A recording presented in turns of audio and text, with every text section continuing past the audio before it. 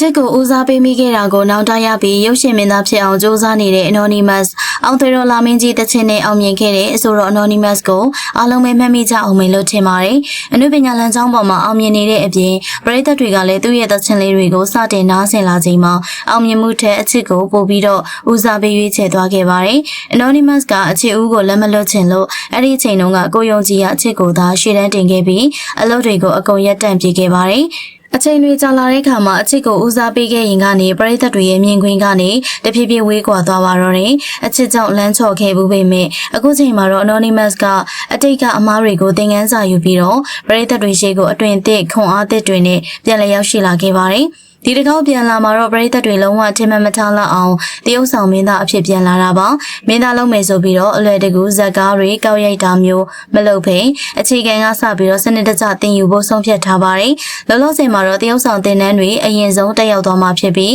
သင်တန်းတွေအလုံးပြီးဆုံးသွားပြီးပညာရက်တွေကိုတေချာကျင့်ညက်ပြီးဆိုမှသာ MTV တွေမှာပဲဖြစ်ဖြစ်ရုပ်ရှင်ဇက်ကားတွေမှာပဲဖြစ်ဖြစ်တရုပ်ဆောင်တယောက်အနေနဲ့ပရိသတ်တွေရှေ့ကိုရဲရဲဝံ့ထွက်ပေါ်လာမှာပါအချစ်ကြောင့်အချိန်တချို့အနှောင့်နှေးခဲ့ရပေမဲ့ကိုပြန်လေတက်မဲ့ပြီးတော့လမ်းကြောင်းပေါ်ကိုတေးသေးချာချာပြန်လျှောက်ဖို့စ조사နေကြတာပါလူတိုင်းမှာအမှားဆိုတာရှိတတ်တယ်လို့အချစ်ကိုဦးစားပေးမိလို့ဘဝရဲ့အချိန်တချို့နောက်ကျကြံခဲ့ဘူးတာကြောင့်ပြန်စ조사နေတဲ့ Anonymous ကအရင်လိုပြန်လေအောင်မြင်နိုင်ပါအောင်မလားဆိုတာအမြင်လေးတွေကိုမျှဝေခဲ့ပါအောင်ရှင်